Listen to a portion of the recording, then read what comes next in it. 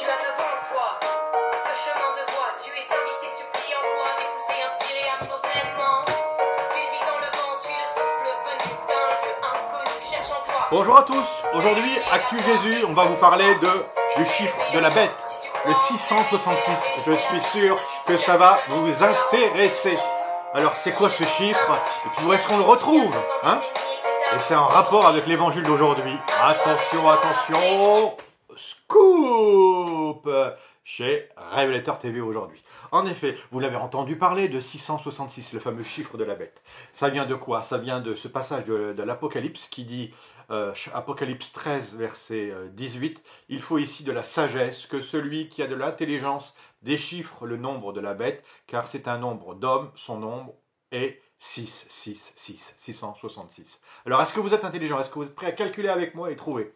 Alors, vous n'êtes pas sans ignorer que dans la parole de Dieu, on a mis des chapitres et des versets, c'est drôlement pratique. Alors ça, c'est pas révélé, mais en effet, c'est commun, tout le monde est d'accord, et puis ça nous aide à pouvoir nous mettre d'accord. Quand je vous dis Jean 5, verset 55, par exemple, eh bien, vous allez pouvoir retrouver le verset, ok?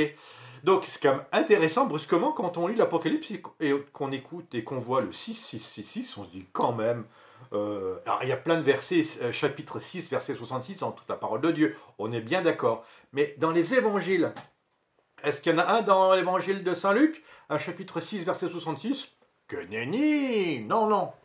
Et dans l'évangile de Matthieu, est-ce qu'il y a un chapitre 6, verset 66? Que nenni! Et dans l'évangile de Marc, est-ce qu'il y a un chapitre 6, verset 66? Non! Eh bien, figurez-vous, hein, vous me voyez venir, il n'y a que dans l'évangile de Saint Jean, au chapitre 6, qu'il y a un verset 66. Ça vaut quand même le coup, rien que par curiosité, évidemment. Ça, c'est pas du tout une révélation, ce que je vous dis là, mais c'est curieux quand même d'aller voir ce qui se passe dans l'évangile de Saint Jean, au verset 66. Si je vous parle de ça aujourd'hui, c'est qu'on est dans la lecture de ce chapitre 6, le pain de vie, hein. Jésus qui se donne, vous voyez ce que je veux dire? Jésus, pain de vie, qui est là et qui se donne à nous. Et on est dans cette lecture-là. Donc, allons-y, hop, on file dans l'évangile de Saint Jean, et on voit les 12 disciples qui sont là. 1, 2, 3, 12. Et puis d'autres disciples, d'autres personnes qui sont là. Il y a les 12 apôtres et plein de disciples. En ce temps-là, Jésus avait donné un enseignement dans la synagogue de Capharnaüm. Beaucoup de ses disciples qui avaient entendu déclarèrent « Cette parole est rude, qui peut l'entendre ?» Alors ils sont là, ceux qui ont un peu plus de mal. Jésus savait en eux-mêmes que ses disciples récriminaient à son sujet. Et il leur dit « Cela vous scandalise ? Et quand vous verrez le Fils de l'homme monter là où il était auparavant, c'est l'Esprit qui fait vivre.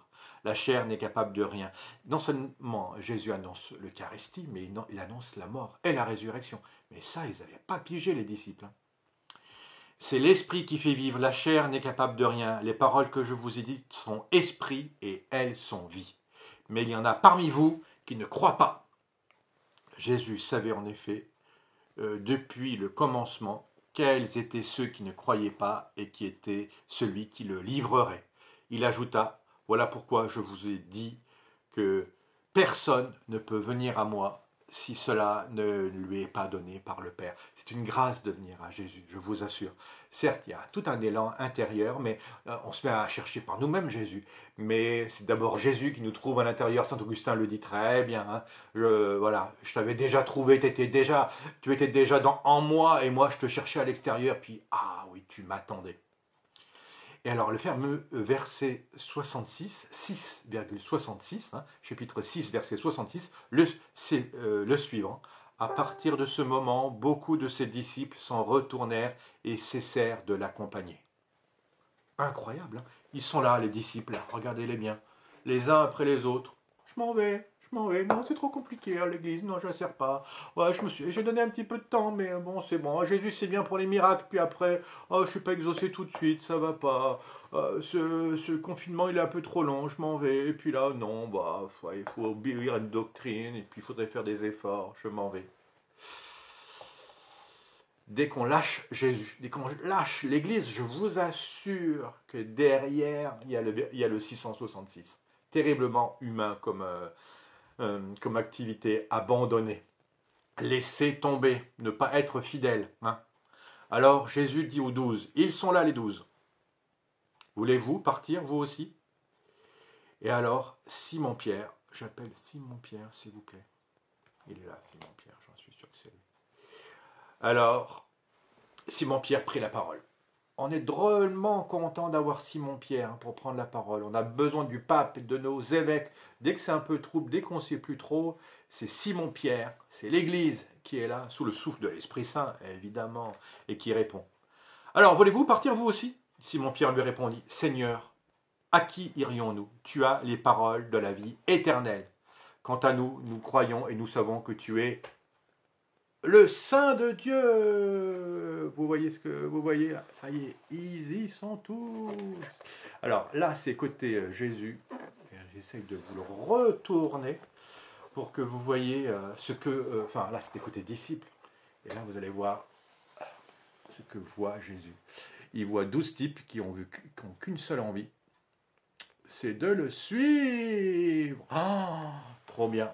Alors, vous êtes du côté des 666 ou du côté des 777?